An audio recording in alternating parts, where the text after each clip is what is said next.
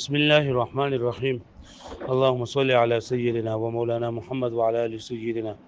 ومولانا محمد وبارك وسلم وصلي عليه رب زدني علما رب اشرح لي صدري ويسر لي امري واحلل عقدة من لساني يفقهوا قولي. نو منصوبات منګه شروع کړو. منصوبات منګوي چې ټوټل 12 دي. په دې کې 15 چې نه دا مفاعیل دي. مفاعیل 5 ورته وي. مفعول مطلق، مفعول به، مفعول له، مفعول فيه او مفعول معه. دې د مفاعیل 5 وي. بل دا کنه چې اصل په منصوباتو کې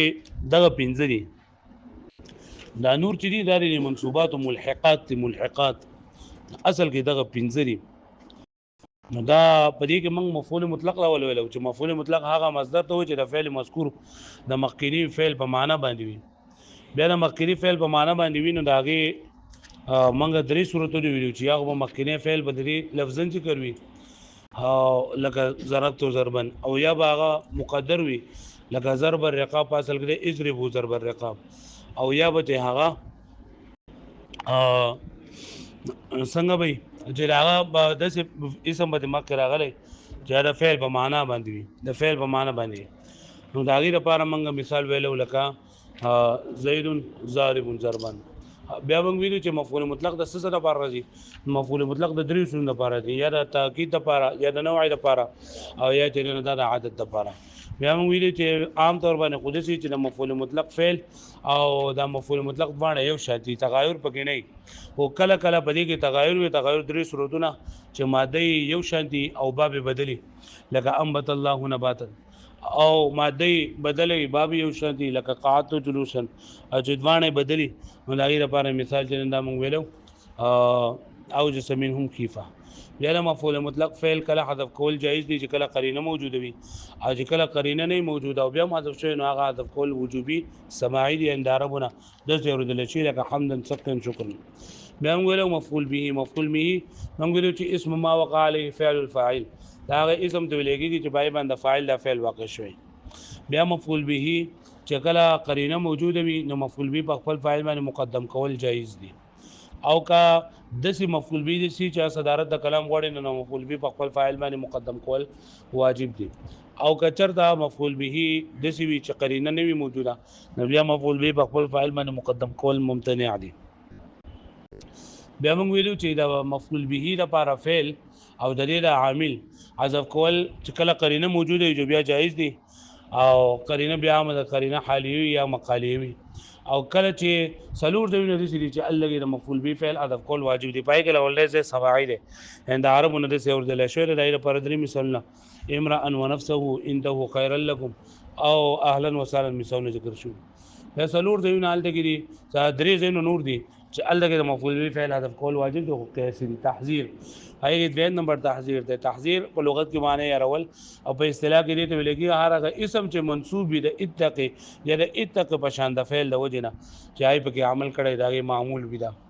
او بیا د دې دوه صورتونه دي کله په محذر او محذر منه باندې ذکر وي او یا په محذر منه په تکرار سره ذکر وي لکه الطريقه. دریم هغه دیږي چې پای کې مفعول به فعل حذف کول واجب دي په وجوب قیاسی سره اره ما ازمل عامله على شریطه التفسير. کل دې تعریف دار چې کل اسم بعده فعل او شبه هغه اسم چې اوس فعل یا شبه فعل لغله د فعل دا فعل یا شبه فعل دا مشغوله شوی دی اسم نه په عمل کول کې په ضمیر سره یا په متعلق دي سره په دې حیثیت سره کچره دا فعل یا د مناسب منګه مقدم کو په دې فعل په دې اسم باندې نه بوله نسب ور کوي او دا غي درې صورتونه موږ ویلو چې یا خو به بیانې دا فعل مخکې کې او یا په دې هغه مناسب یا مناسب مرادف او مناسب لازم دا مویلو. سلورم ته چې لګي د مفعول به فعل حذف کول واجب دي. منادا دا منادا هر هغه اسم ته چې د حرف ندا په ذریعہ سره غي تا आवाज وکړل شي. حروف ندا پنځري یا ای حمزه مفتوحه او دا ټول د ادعو ما قائم مقام دي. بیا منادا باندې سلور قسم اعراب راځي. منادا چې مفرد معرفه وي نو مبني به په علامه د رفع باندې. منادا باندې چې کله لام استغاثه داخل شي نو دا به مجرور وي. منادا په اخر کې چې الف استغاثه راغلي دا به منصوب مبني به په فتح باندې او منادا چې مضاف یا شبه مضاف یا نکره غیر معین وي نو په دې صورت کې به دا منصوب وي مثال نشو. بیا موږ قاعده ویلې د دې مطابق چې کله منادا معرب باللام وي نو د حرف ندا او د منادا په منځ کې بل لفظ د ایها د مذکر لپاره او ایتها د مؤنث لپاره وړو او ترخیم د منادا هم جایز دی منادا ترخیم معنی یعنی پای کې نرمي کول د منادا تخفیف د خاطره د منادا د اخر نه یو حرف یا دوه حرفونه حذف کول د دې د ترخیم د منادا وي او بیا کله به یو حرف حذف کو کله به دوه حذف کو نو کله چې یو اسم د سوي د منادا په اخره کې یو حرف اصلي راغلی وي راغی نه مخکې حرف علت وي نو بیا به دوه حرفونه حذف کو یا د داسې چل وي چې دوه حرفونه د منادا په اخره کې راغلي خو دوه د بل سره لازم ملزم وي یعنی یو د دې یو ځای راځي نو الته کې هم دوه حرفونه حذف کړي لکه عثمان ته عثم ویل او کله کدا دوه خبرې پکې نه وي یعنی اخره کې حرف صحیح ما قبل حرف علت او دا پکې نه داسې حرفونه چې یو ځای تلل یو ځای راتلل نو بیا به هغه یو حرف پکې حذف کوو او یا مالکو بیا چې کله منادا مرقم شوله نو په منادا مرقم باندې به کوم عرب وایو یا په خپل اصلي حالت کې چې کوم حالت په مخکې نو او پیوي او یا ولا مفرد معرفه پیدا کړي او ضمه به پیوي بیا موږ چې کله کله دا یا حرف ندا په مندوب کې استعمالېږي مندوب دې ته ویلېږي چې یو مړي خوبیان بیانول هغه باندې جړل د پاره د دې چې خلکو د پته ولګي چیرې دا کم چې موږ دا رسیدل لري نو دا ډېر زیات شدید دی په موږ باندې بیا په منادا او په مندوب کې موږ فرق ولو چې منادا چې دا په نور الفاظ سره کېږي او دا مندوب صرف په یا سره کېږي منادا کې را حرف ندا حذف کول جایز دي په مندوب کې حرف ندا حذف کول دا جایز نه دي بیا دریم نمبر موږ ویلو مفعول فيه اسم ما وقع فعل الفاعل فيه من الزمان او مکان دا هر هغه اسم دی چې د فاعل د فعل په هغه کې واقع شوی او مفعول فيه د بل نوم ظرف په دوه قسمه دی ظرف زمان ظرف مکان ظرف زمان دی ته چې په کوم وخت کې د فعل واقع شوی د فعل د صادرېدو په وخت باندې دلالت کوي او ظرف مکان د فعل د صادرېدو په ځای باندې دلالت کوي بیا ظرف زمان او ظرف مکان باندې په دوه قسم دي ظرف زمان په دوه قسمه یو محدود یو مبهم او ظرف مکان هم په دوه قسمه یو محدود او یو مبهم ظرف زمان محدود چې هغه یو زمانہ متعین وي لکه ته ورځ او شپه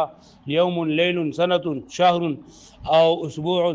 او چې مبهم وي هغه څه وخت نه مقرر لکه حين دهر او ظرف زمان چې مبهم وي دا غیر لپاره مثال لکه خلفه فوق او امامه دا ټول چې نه دا دغه دي لکه په مبهم باندې دلالت کوي او چې محدود وي دا لپاره لکه مسجد دار مدرسه وغیرہ نو چې کله د لولي درې قسمونه یعنی ظرف زمان که مبهم وي که محدود وي او ظرف مکان چې مبهم وي په دې دریو صورتونو کې با دا مفعول فيه منصوب وي د لا مقدر د وجنه په دې کې بلا منصوب وي د لا مقدر د وجنه او چې کله ظرف مکان محدود وي نو بدی کې با د حرف جر د فی چې نه دا پکې ښکار وي چې کله حرف جر ښکار شو نو بدی صورت کې بدا بیا مجرور وي لکه د صلیت فی المسجد نو دلته دا المسجد په اصل کې ظرف مکان محدود ده او ظرف ته مفعول فی ده خو مجرور ده فی حرف جر د وجنه بیا د مصنف رحمت الله علیه په نسبت باندې چې مفعول فی په دوه قسمه دی را په اعتبار سره یو کله پکې حرف جر پکې مقدر وي دا مفعول فيه به منصوب وي او که حرف جر پکې مقدر نه او ملفوظ وو نو بیا به دا مفعول فيه چې دا بسوي دا به مجرور وي پوه شئ او د نور سره نحوینو بنسبت باندې کم مفعول فيه چې پای کې حرف جر ښکارو نه مفعول فيه نه ده بلکې هغه مفعول به په واسطه حرف جر وي او هغه په تعریف کې دا فی حرف جر مقدر ګڼل اجر مفعول فيه تعریف کوي نو اسم ما وقع فعل الفاعل فيه بتقدير فيه لا ټاکه سره دقه بیا مفعول له من ولو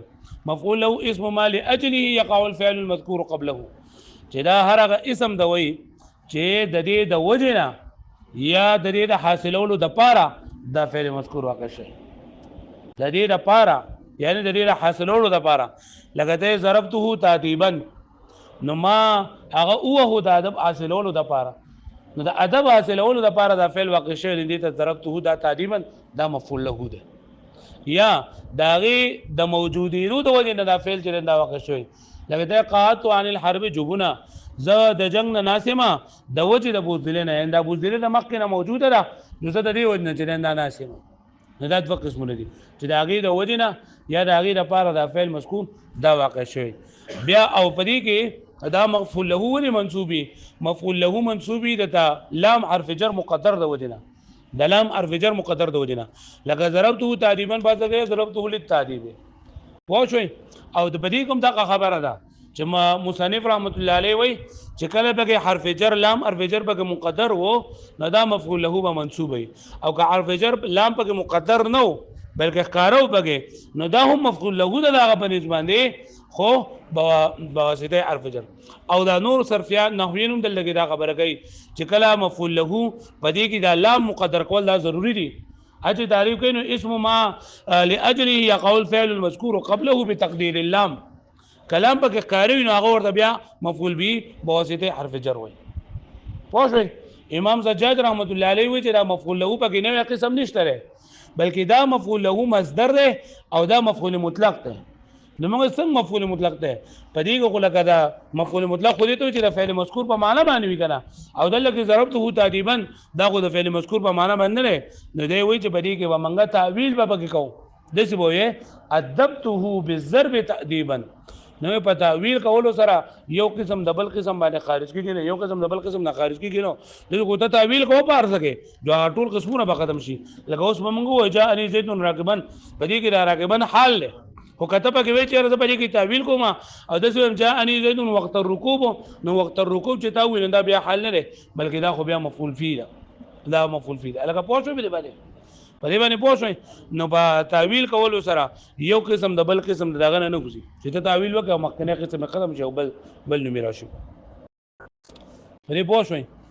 پوه شئ نو په دې مفعول له کې ګوره موږ د قدرې خبرې وکړلې یو د مفعول له تعریف موږ وکړو چې صد ودی نه یا د سره پاره د فعل وکړ شي د مفعول له ولې منصوبي او دریم د امام زجاج رحمت الله خبره وکړه دا قدرې خبرې بیان شي بیا موږ ویلو مفعول معه هغه اسم ته وای چې د داسې واو نو ورستو ذکر وي چې هغه واو په معنی د معاوي د داسې واو نو ورستو ذکر وي چې هغه واو په معنی د معاوي او د فعل د فعل د معمول مصاحب د فعل د معمول مصاحب معنا یعنی په فعل کې چې چا عمل کړي د فعل چې بچا کې عمل کړي یعنی فعل عمل کوي یا په فاعل کې یا په مفعول کې کنه یا په فاعل کې عمل کوي یا بچا کې عمل کوي په مفعول کې نو دا مفعول معهوبه د دې فعل د معمول مصاحب لکه موږ جاء البرد والجبات نو لکه الجبات مفعول معه ده دغه کې د داسې واو نو ورسره ذکر دی جواب په معنی د معه ده او د مفعول معه د معمول د مفعول معه د فعل د معمول مصاحب ده لکه جاء البرد والجبات نو جاء فعل البرد سره فاعل ده او دا الجبات ده البرد قوت واقع ده کنه فاعل په هغه واقع ده کنه ما یې په مثالونه لګي ذکر کړی دي جئت انا وزید او جاء البرد والجبات دا ځوانه چې نه دا د مفعول معه د فعل د معمول چې هغه فاعل دی هغه خواته دی مې مفعول والا مثال نه ذکر کړی اته او سماج ذکر کړو کفاک وزیدن درهمن کفاک وزیدن درهمون نو زلګي وزیدن چې دا زیدن دا مفعول معه دی دغه دا سو نو ورسې کړی جواب په معنا د معا باندې دی او دا فعل د معمول مصاحب دی اذلګي د فعل معمول مفعول به دی پوه شو به معنی پرې باندې پوه شو تاسو ها وېما دا خبره ده چې د مفعول معه باندې به منګه کم اعراب وایو نو دې ساده ساده آسان سلور صورتونه دي څو صورتونه دي سلور کچر دا ګوره دا واو چې دی کنه واو په دې واو کې خو لیکلي خو بني کنه چې دا واو په معنی د معاده یا دا واو عاطفه ده یا دا واو استرافیه ده لیکلي خو په دې معنی نو کله چې یو داسې جمله راشي چې په دې کې مفعول معه راغلی نو مفعول معه واو پکې هم راغلی نو د دې ګوره سلور صورتونه دي اول خطبه سورې چې یا پکې عطف جایز وي یا پکې عطف جایز نه وي نو که په کوم صورتونو کې عطف جایز وو په کوم صورتونو کې عطف جایز وو نو هغه ته د عطف د واو عاطفه هم ګرځول شي او په کوم ځای کې عطف جایز نه نو الله کې ته واو عاطفه نشي ګرځولای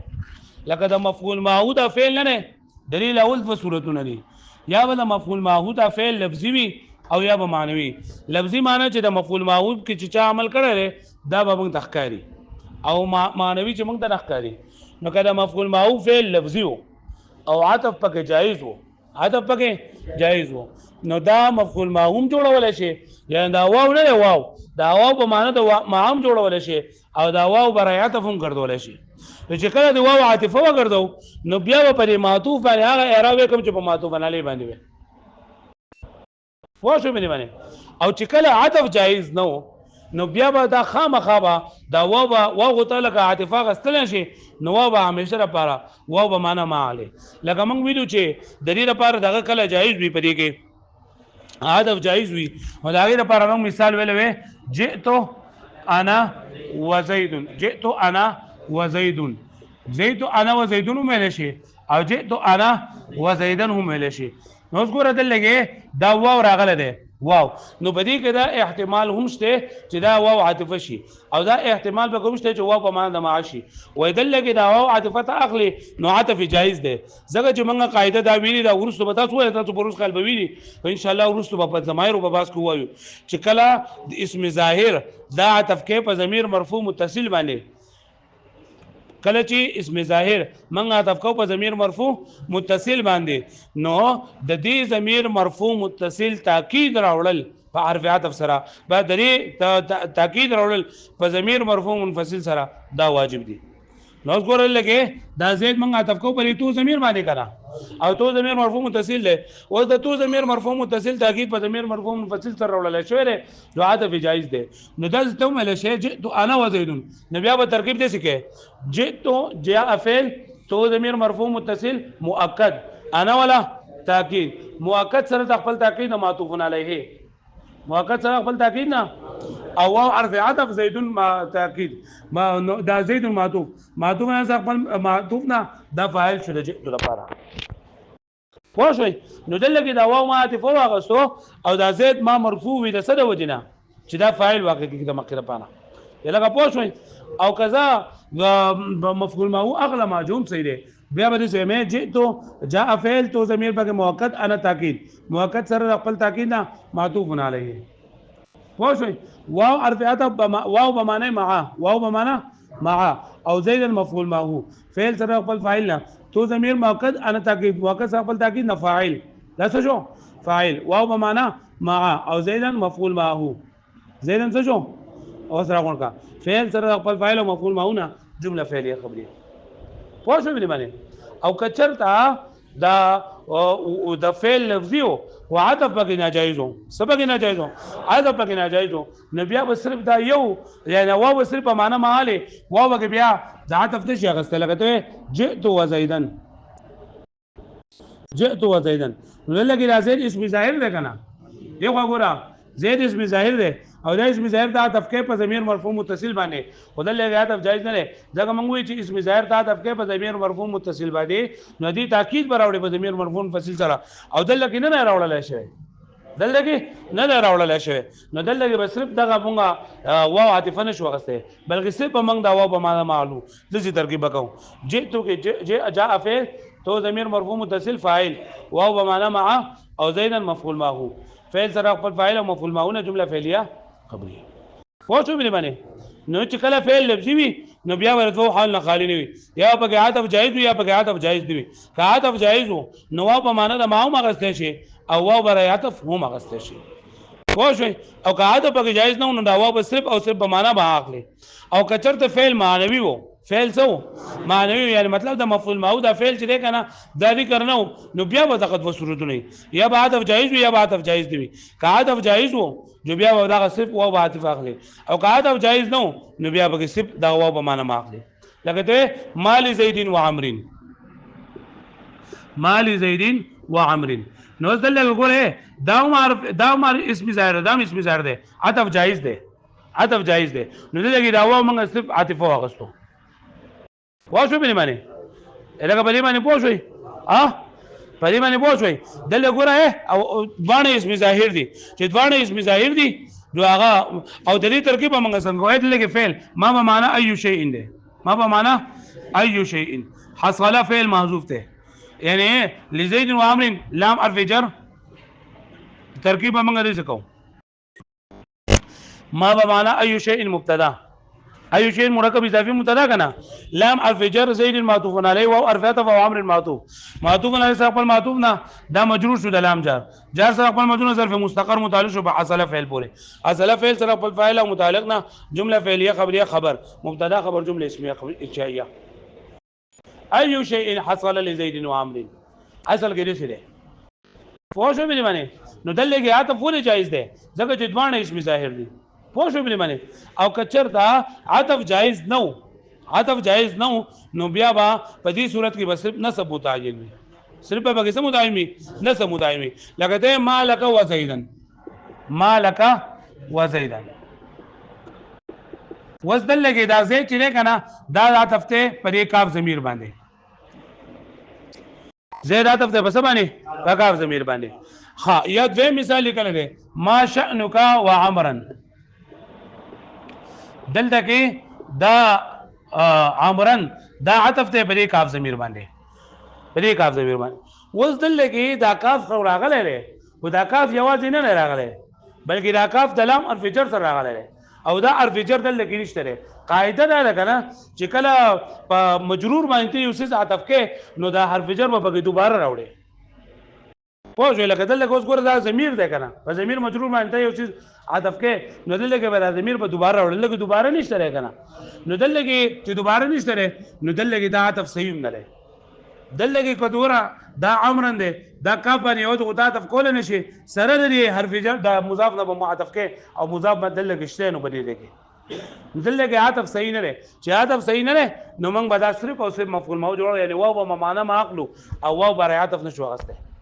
چلیے بس ترکیب کو لگے ما بمانا ای شی مبتدا لام حرف جر کا مجرور جر سره خپل مجرور نه ظرف مستقر متعلق شو په تصنعو پورې ما تصنعو ها څه شی وستا سره او د زید سره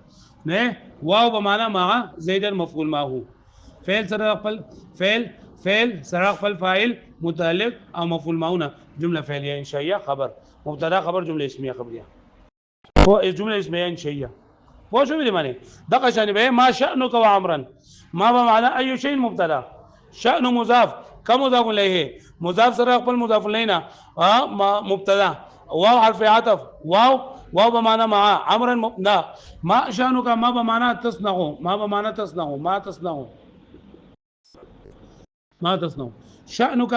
دا مضاف الیه شأنک ما شأنک دا وسي شأنك ده شأنك دا مفعول به او امرا واو حرف واو بمعنى مع امر مفعول معه فعل سره خپل فاعل مفعول معه مفعول به جمله فعليه انشائيه څنګه پوه شو به باندې نو ګوره اسانه خبره شوې مفعول معه بمنګه سیاره په پوه او دا مفعول معه ټوټل څلور صورتونه دي د اول لپاره موږ څه وایو چې دا مفعول معه فعل بیا لفظي به یا به معنوي کله مفعول معه فعل لفظي نو بیا به ذو حال نه خالی نه وي یا به تک عطف جایز وي یا به عطف جایز نه وي که عطف پکې جایز نو ته مفعول واو به ابرایات هم جوړول شي او په معنی د ما هم جوړول شي او کچرتا پدې کې دا او عطف پکې جایز نو واو صرف برای بمعنى معالی یعنی واو د مفعول معه د پر اخلي او واو برای عطف نشي غسته او کچرتا فعل معنوي نو بیا منتقد و صورتونه دي چې یا به عطف جایز یا به عطف جایز نه وي که عطف جایز وو جو بیا به منګه دا واو برای عطف واخلو او که عطف جایز نو واو بیا صرف برای مفعول معه واخلو الګ په دې باندې پوه شوي تاسو په دې باندې پوه شوي ها اوس مخکې منګه وایو حال نو حال د دې ځای نه اوس کم شروع کیږي نه حال د میز مستثنا دا چې دا د مفعول معه د منصوبات او ملحقات حال خو په مختلف معنو باندې راځي لکه حال چې دا لکه مستقبل او د ماضی پر دا باندې راځي چې دا حال استقبال او ماضی نه ده حال په معنی د شان باندې هم راځي حال په معنی د کیفیت باندې هم راځي خلک استثنا حال له او دلته حال نه مطلب دا نه ده حال هغه ته ویل کېږي چې د فعل په هيئت باندې دلالت کوي د فعل په هيئت باندې لکه او تعریف اداره لفظ يدل على بيان هيئه الفاعل او المفعول به او كليهما چې حال دا هغه اسم ته ویل کېږي چې د فعل د فاعل نه په کوم حالت کې صادر شوی دی د فاعل هيئت بیانوي د مفعول هيئت بیانوي یا د فاعل او د مفعول د دوانو هيئت بیانوي چې د فاعل نه د فعل صادرېدو نو په کوم حالت کې صادر شوی دی یا په مفعول باندې د فعل واقع کېدو نو په کوم حال کې په واقع شوی دی په خبره باندې پوه شوي حالت بیانوي چې په کوم حالت کې د فاعل نه د فعل صادر کېدو په هغه ټیم کې د فاعل څه حالت وو او د مفعول حالت بیانې څه مطلب دی چې په کم ټیم کې په دې مفعول باندې دا فعل واقع کېدو په هغه ټیم کې د دې څه حالت وو او یا د دوانو حالت بیانې چې د فاعل چې دا فعل واقع کوو او مفعول چې پای باندې فعل واقع کېدو نو دې دوه څه حالت وو دې درې قسمونه شول چې یا به د فاعل حالت بیان کړي او یا به د مفعول او یا به د دوانو لکه ته جاءنی زیدون راکبا جاءنی زیدون راکبا نو ګوره دل لګي ته زما خواته زید راغی مستا خواته چې زید راتلو داغه دراتلو حالت سو راکبا د رسول راغله د په پیاده نه راغله د کم څه چې حالت بیانې غوي ته ذل حال وای د کم څه چې حالت بیانې غوي ته سوې نو دل لګي چې حالت بیانې غوي د زید فاعل حالت بیانې کنه ها نو دا وسی ذل حال دا خبره یاد وساتئ چې ذل حال سره د خپل حال نه ممیز سره د خپل تمیز نه مستثنا منه سره د خپل مستثنا نه دا جز د جملې جوړیږي څه جوړیږي جمله نه جوړیږي بلکې جز د جملې جوړیږي جز د جملې مطلب دا دی چې یا به فاعل وي یا به مفعول وي یا به بل څه شي پوه شو به باندې جمله باندې جوړیږي نو ګوره دې موږ ترکیب کوو نو څنګه وکاو جاء فعل او نون بږي وقایا نون وقایا یا ضمیر منصوب متصل مفعول به او د زید ذو الحال زید سره ذو الحال او راکبا حال ذو الحال سره په حال فاعل فعل سره په فاعل مفعول به جمله فعلیه کوم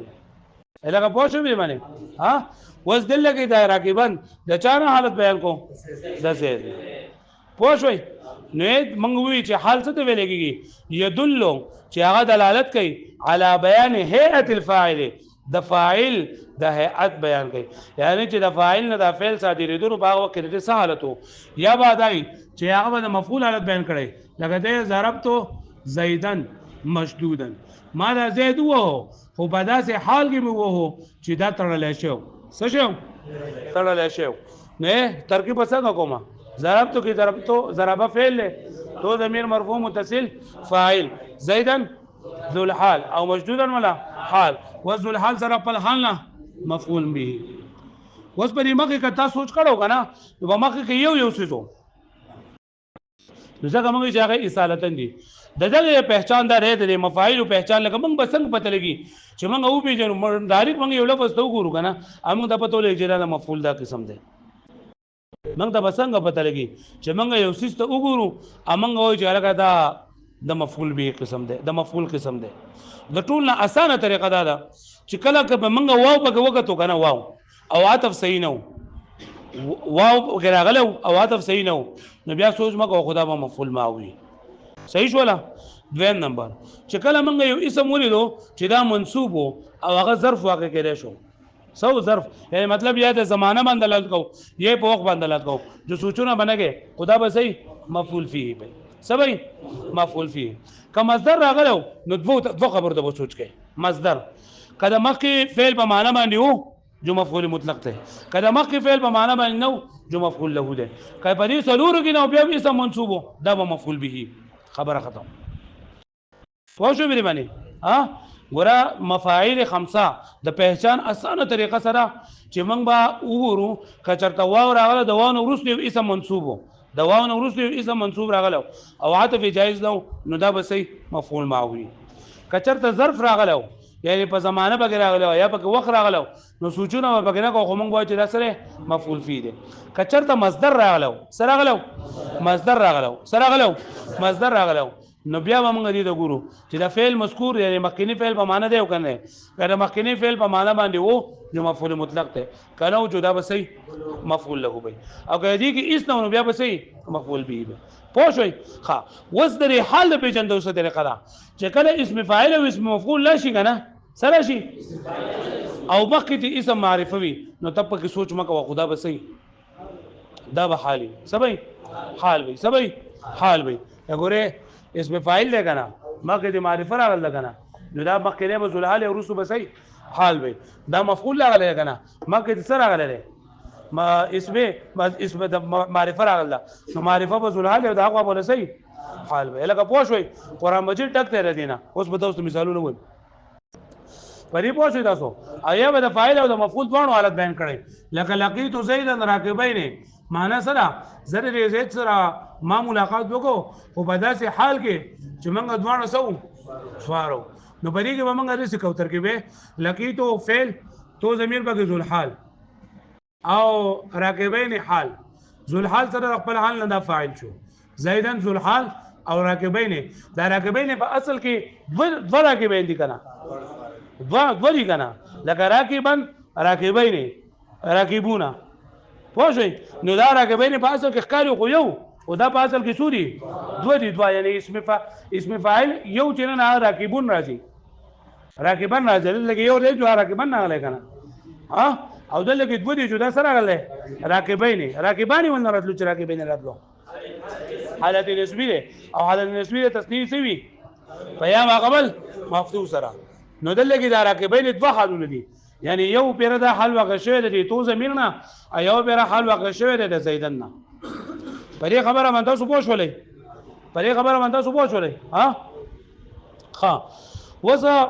دا ذوالحال نه ذوالحال پرې باندې تاسو پوښوي ګوره موږ یو د حال تعریف وکړو د حال تعریف سره چې دا هر هغه اسم ته ویل کېږي چې د فاعل هيئت بیان کړي یا د مفعول هيئت بیان کړي یا د دوانو یعنی مطلب یې سره چې د فاعل نه د فعل صادرېدو په هغه وخت کې د څه حالت وو په مفعول یې مطلب سره چې مفعول باندې د فعل واقع کېدو په هغه وخت کې د دې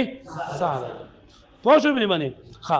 وسه او د کوم څه چې حالت بیانې د سوې ذوالحال وای د کوم څه چې حالت بیانې کوي تاسو وای عام طور باندې دي سوي چې دا ذوالحال ښکاری په لفظونو کې ذکر وي عام طور باندې دي چې دا حال په لفظونو کې ذکر وي کله کله دا ذوالحال دا پټ وي ذوالحال سوي پټ وي او چې پټ وي نو دې په دوه صورتونه دي یا چې دا د فحوی کلام نه یعنی مطلب د سیاق کلام نه د سیاق سبق نه دې پته لګي لکه ته زید فی الدار زید فی الدار زید چې دا پکور کې زید فی الدار قائما زید پکور کې جندا ولاړ دی اوس دلته کې دا قائما خو حال دی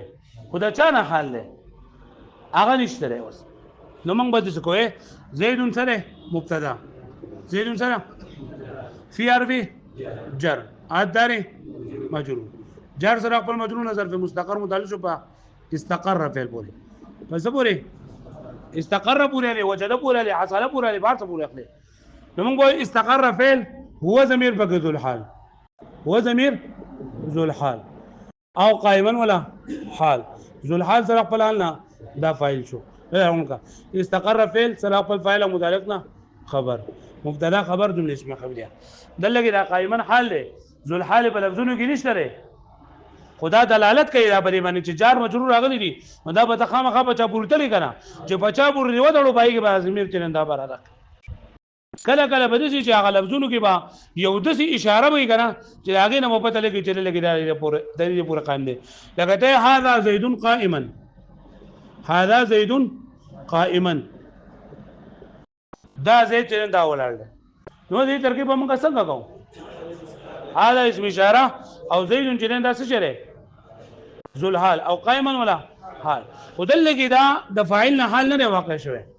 بلکې د مفعول نه حال واقع شوی اصل کې څه ده هذا دا اسم اشاره کړه نو دا ولې څه اشير زيدا قائما اشير زيدا قائما دس درګي ده اشير فعل انا ضمیر بګه فاعل زيدا ذو الحال او قائما ولا حال واچو به معنی ها هذا يعني دا يعني زه چې ورته اشاره کوم هغه چې اشاره ورته کولې کېږي هغه زید په بدل چل کې چولل یا دا ما لیکي دا اشیر ما د اذان راويستو او یا دا ها چې دغه تاسو ورستو ان شاء الله په مبني باس کې مونږ به اسم اشاره وای چې دا اسم اشاره پرې کې دا مرکب دا ها او دا دانا ها چې نن د برای تنبیه وي ها برای نو دا به تستر کې بګومه انبه زیدا قائما سبي انبه زيدا قائما انبه زيدا قائما نو دا قدر کې به انبه فعل انا ضمیر بګه فاعل زيدا ذو الحال او قائما ولا حال پوه شو به باندې نو ګورت فهمه خبره زموږ د سبق سو شولا چې دا مفعول دا حال لپاره دا ذو الحال یعنی دا فاعل د دې لپاره چې کوم فعل وي نو فعل به کله لفظن ذکر وي اکله به فعل معنوي وي بیا فعل چې معنوي وي هغه لپاره موږ دوه مثالونه ذکر کړل پوه شئ زید فی الدار قائما او زید استقر فی الدار او دا مفعول به دغه پورو بیا زمکه والحال حال لفظ دادس لفظ يدل على بيان هيئه الفاعل چې دلالت کوي په بیان د هيئت د فاعل باندې او المفعول به یا د مفعول به په هيئت باندې او کلیهما یا د دوانو په هيئت باندې لکه جاءني زید راکبا دلته د چا حالت بیان کړی دی د زید حالت بیان کړی دی او ضربت زیدا مشدودا د چا حالت بیان کړی دی او لقيت عمرا راکبین د چا د فاعل او د مفعول دوانو وقد يكون الفاعل معنويا کله کله بل فاعل معنوي وي فاعل نه مطلب دلته کې راځي ذل حال د فاعل نه مطلب سره ذل حال د فاعل نه مطلب سره زګورت لکه دا ذل حال سره د خپل حال نه دا فاعل جوړیږي کنه او یا ذل حال سره د خپل حال نه دا مفعول به جوړیږي په دلالت کې کنه نو موږ په اثر ماده وي چې دا ذل حال به کله کله معنوي وي کا فاعل جوړیږي او مفعول به جوړیږي ذل حال به کله کله سوي لکه زید فی الدار قائما چې زید په کور کې موجود دی په داسې حال کې چې ولاړ دی دې معنی سره لئن معنی زید استقر فی الدار قائما نو موږ دا قائما حال جوړ کړو چانه په استقر کې د و زمينه وکذا المفعول به او دا رنګ مفعول به مطلب دا دی چې کله کله دا حال دا واقع شوی د مفعول به معنوي ده یعنی ذل حال په کې پټوي او هغه ذل حال سره د خپل حال نه دا مفعول به جوړیږي ذل حال سره د خپل حال نه څه جوړیږي لکه هذا زید قائما فان معناه المشار الیه قائما هو زید انا هغه چې د اشاره کولې کې په ولاړ باندې زید ده وفي نسخه اشير وانبه زید قائما دا لاندې ولیکو اشير وانبه زید قائما یولیدو نو موږ دا اشير دا اسانو نو موږ دا وکړو چې اشير زید قائما او انبه زید قائما الګه پوښو به باندې الګه په دې باندې پوښوي وس په دې حال کې عامل سي یعنی په دې کې عمل څه شي کوي نو په دې کې عمل چې کنه دا فعل کوي عمل به څه کوي فعل کوي او فعل کله په لفظونو کې کاری لکه جاء زید راکبا او کله پټوي چې پټوي د ایله لپاره موږ مثال لغوي دا هذا زید قائما په دې کې فعل شته او په زید فی الدار قائما کې فعل شته نو فعل پټ دی نو دا فعل په دې کې عمل کوم کوي نو ولا عامل فی الحال فعل او عامل په حال کې څه شی دی فعل یا معنا د فعل لا الګه پوښوي یو بل خبره کوي ورته اوس پنځه شپږ قاعده باندې لول موږ د حال تعریف کو زه موږ دا وی چې ذل حال کله کله نه کېروي درېمه خبره مو کړله چې عامل د حال چې په حال کې عمل کوونکې فعل دی او فعل کله لفظاً ذکر او کله معنی ذکر ما تاسو ګورئ حال همیشه لپاره نه کېږي او ذل حال اکثر معرفه وي حال به همیشه لپاره او ذل حال به اکثر معرفه اکثر کچرته یعنی مطلب چې ذل حال نه کېره مراد لشي چې کله ذل حال نه کېره راشي نو بیا ول دا خبره ضروری ده چې دا حال په ذل حال باندې مقدم کول ضروری دی حال به همیشه لپاره نه کېروي وجه دا ده چې حال چې نه دا حالت بیانوي او دا فعل وی فعل او فعل چې نه کېروي فعل څه وی نه کېروي الګه پوښتنه دا اصل کې حالت بیانې کنه حکم لګی دا او حکم لګیدل چې دا صحیح نه کېری نه کېرا او ذل حال با اکثر معرفه وي ځکه ذل حال چې دا محکوم علیه واقع کیږي سو واقع کیږي او محکوم علیه نه مگر صحیح معرفه وي معرفه صحیح معرفه بل چې ذل حال مبتدا واقع کیږي شي او حال خبر واقع کیږي او د ذل حال لپاره د مبتدا لپاره دا خبره چې دا معرفه او حال چې دا خبر واقع کیږي نه نه کوي او کله کله د ذل حال نه کېروم راتل شي کله کله ذل حال چې کله ذل حال نه کېره راشي نو په دې صورت کې به منګه بیا با د حال مقدم کو په ذل حال باندې دې کتاب کو ګورئ دیتا وذل حال والحال نکره ابدا او حال به همیشه لپاره نکیروي حال به همیشه لپاره ولی ځکه چې دا په اصل کې حکم لګي څنګه لګي او حکم لګول چې دا بنکیره باندې کیږي وذل حال معرفه غالبا او ذل حال غالبا چې دا سوي معرفي غالبا موږ اکثر ذل حال معرفه ولي ځکه چې دا محکوم علیه واقع کیږي ځکه چې دا څه جوړیږي او محکوم علیه د پردا خبر ضروري چې دا بسوي معرفي وسه ذل حال په حال باندې مقدم کېږي چې کنه چې کله ذل حال نه کېروي ذل حال نو بیا به دا حال په ذل حال باندې مقدم کو فان كان ذل حال نکره کچره ذل حال نکرو يجب تقديم الحال عليه نحو جاءني راكبا رجل وذكر هذا دې ترکیب موږ څنګه کو جاء فعل نون وقايه یا ضمیر منصوب متصل مفعول به راكبا حال مقدم او رجل ذو الحال مؤخر دا ولې به ته مقدم کې دی وی کنه کله نسب په صورت کې دا زما کې نه کماو دي سوې ما جاءني رجلا راغبا وما سوې ما جاءني رجلا راغبا وما نو بیا په پته نه لګي چې دا حال ذل حال یو کدا موصوف صفت دی چې دا حال ذل حال یو کسری لکه ته جاءني رجلا راغبا و نو د څه ترکیب کولای شي کنه چې راغبا رجلا موصوف او راغبا ولا صفت خو چې کله دا حال په ذل حال باندې مخ کو نو دغه التباس ته ختم کو ځکه حال خو خپل ذل حال مخ کې دی شي او صفت په خپل موصوف چرته نشي مخ کې دی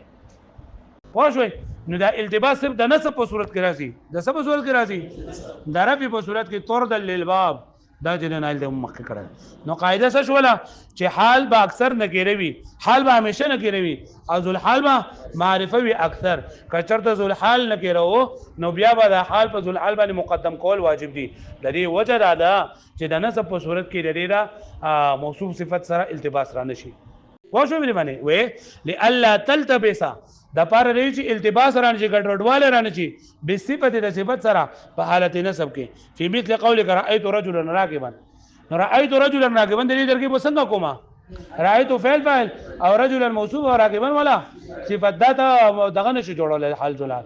ځکه چې حال په خپل ذل حال باندې مخکې کېدی شي او صفت په خپل موصوف باندې ښه وز د دې نه را خبره کوي بل سلورم پنځم خبره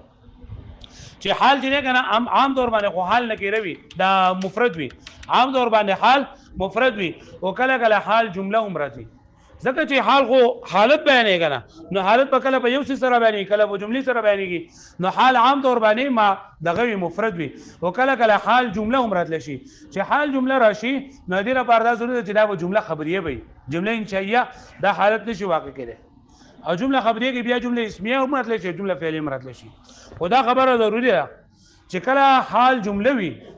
نو په دې صورت کې ګوره مخکې ما دا خبره کړې ده چې جمله مستقل به نفسي وي جمله څه وي یعنی د چا سره تعلق معلوق نه وي نو د دې د ذل حال سره تعلق جوړول لپاره په دې کې عائد پکار دی څه پکار دی نو هغه عائد یا خو بدای چې د دې جمله حالیه په شروع کې به واو حالیه راځي کله به سره راځي او کله کله با په دې کې ضمیر راځي په خبر کې په جمله کې په جمله حالیه کې جواب راځي وي د ذل حال طرف ته پوه کله عام طور باندې خود سي چې حال مفرد وي او کله کله حال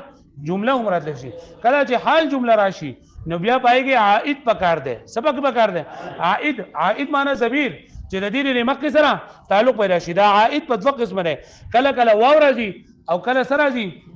ضمیر راځي وګورئ مثال دی وقد تكون الحال جمله خبريه او کله کله بحال جمله خبريه وي لکه جاءني زيد وغلامه راكب جاءني زيد وغلامه راكب ترکیب څنګه جاء فعل وقايه ضمير منصوب زيد ذو الحال واو حاليه واو حاليه غلامه مرکب اضافي مبتدا راكب ولا خبر مبتدا سره خپل خبرنا جمله اسميه خبريه حال د ذو الحال نو دلته رابط دا رابط ورته ویل شي عائد ورته ویل شي واو هم ده غلامه کې راو ضمیر هم ده او يركب غلامه دته جاءني زيد يركب غلامه دلته واو نشته ده او غلامه کې دا هو ضمیر تلند راغله لکه پوه شئ بیا وی و مثال ما كان عاملها د دې مخکې سره لګي چې مثال دا وي چې کوم عامل لګي معنی فعل وي لکه هذا زيد قائما معناه انبي وشيرو دا موږ ویل نه کنه اخرانه خبره ده کوي چې کله کله د حال لپاره د عامل حذف کول کېږي همو چې کله قرینه موجوده وي او قرینه په دوه قسمه ده یو قرینه حالیه ده او قرینه مقالیه ده لکه یو سړی چې دا مسافر دی او ورته سالما غانما سالما غانما اصل کې ترجع سالما غانما چې الله تعالی دې را واپس کا په سلامتی سره او په ډېر مال سره خلک وای خدای دې پډه کوم الله واپس کا او الله کې را سالما غانما دوه حالونه دي حال اول او حال ثاني دي او د دې لپاره ذل حال او فعل دا ټول حذف دي اصل کې څنګه دي ترجع سالما غانما ترجع فعل هو ضمیر په ذل حال سالما حال اول او غانما ما حال ثاني او کله کله وقرینه مقالیه موجوده وي دا سړي ته وي كيف جئت څنګه رالی اور د جواب کې سوې راکبا څنګه راکبا نو مذکور فی السؤال ماخوذ فی الجواب پوه شو مې باندې نو ګوره په حال کې موږ یو د حال تعریف وکړو چې هغه به د فاعل هیئت بیانوي یا به د مفعول به هیئت بیانوي یا به د فاعل او د مفعول د دواړو هیئت بیانوي صحیح شوله د ترکیب طریقه موږ هم وښوله که نه چې د دې نه مخکې به اسم فاعل اسم مفعول به راغلی او دقه د اسم فاعل اسم مفعول نه مخکې به معرفه راغلی معرفه به ذوالحال وي اسم فاعل او اسم مفعول به څه وي حال به وي ذوالحال سره د خپل حال نه یا به فاعل جوړېږي یا به مفعول به جوړېږي صحیح شوله بیا کله کله د دې د فاعل یا د ذوالحال به معنوي وي ذوالحال به عام طور باندې ذوالحال لفظي وي کله کله به معنوي د معنوي لپاره موږ دوه مثالونه ذکر کړل یو زید فی الدار قائما او یو زید دغه هذا زید قائما صحیح شوله بیا موږ وی چې عامل په دې کې فعل وي او فعل به کله لفظا ذکر وي او کله به معنا د فعل وي کله به معنا د فعل وي بیا موږ وی چې حال به همیشه لپاره نکره وي او ذوالحال به اکثر معرفه وي ولی ځکه چې حال باندې حکم لګول کېږي او ذوالحال چې نه دا محکوم علیه واقع کېږي محکوم علیه وي محکوم علیه معرفه وي صحیح شو بیا موږ دا خبر وکړه چې دا ذوالحال عام طور باندې کو معرفه وي کچرته نکره رااله نو بیا په دې صورت کې به حال مقدم کول واجب وي په معرفه باندې پر ذوالحال باندې د پاره د دې چې د دې صفت سره په حالت نسبی کې التباس را نشي پوه شوي بیا موږ چې حال عام طور باندې حال خو جنین دا مفرد وي کله کله حال جمله خبریه هم راتلی شي کله چې حال جمله خبریه وي نو دې لپاره دا خبره ضروری ده چې بری کې به رابط یو عائد په پکې وي چې هغه به ذوالحال ته راځي وي رابط او عائد دا به کله واو حالیه به وي او کله به ضمیر وي کله به دواړه وي کله به یو یو بنئ پوه شو دې معنی او کله کله عامل د دې چې نه دا محذوف وي د قیام د قرینې د وجنه قرینه په دوه قسمه ده حالیه او مقالیه یاد بشي دا به تاسو څه وکړئ چې دا مفاعیل دا سبق او دا دغه نه مفعول به مفعول بنا مفعول فيه له ما هو او حال دا ټول یاد کړئ زه به تاسو د دې دغه درولېږم ان شاء الله مثالونه به درولېږم تاسو به دا وکړئ سبا به دا ټول واړوئ ښه